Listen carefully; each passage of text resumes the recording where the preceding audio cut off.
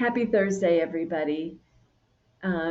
Just drove from Pennsylvania to Utah in 31 to 32 hours. So it's late at night and I needed to get this video in. I held off.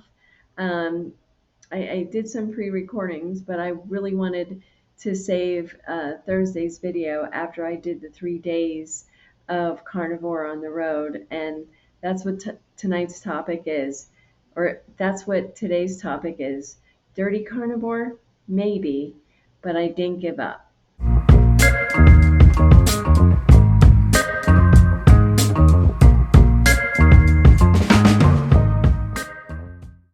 Hi, I'm Dr. Rose, the Primal Professor, and today's your daily bite of food wisdom. So, tonight I had Greek yogurt for dinner, and it's definitely not a ribeye or some pasture-raised eggs. And earlier this week, I had I had a cheese omelet at a hotel that, let's be real, probably didn't contain very good cheese. But you know what I didn't do?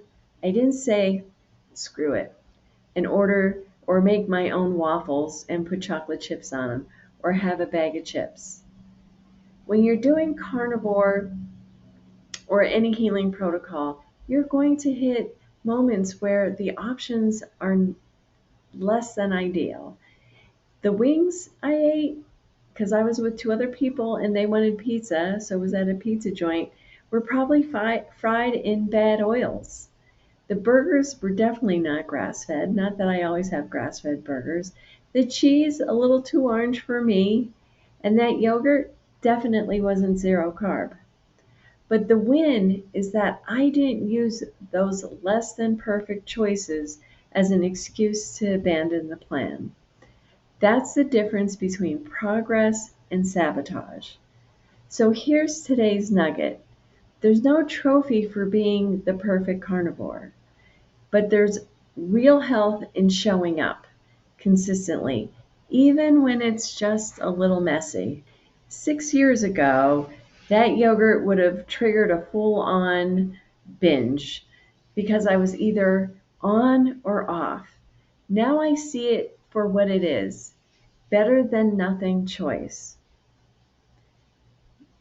Not a gateway carb, not a failure, just a moment. Drop a little heart emoji if you ever caught yourself trying to be perfect, then realize good enough is what really wins the game long term.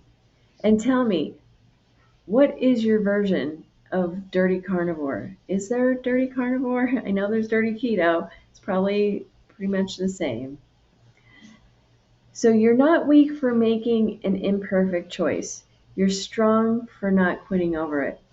I'll see you tomorrow on the Daily Spoonful.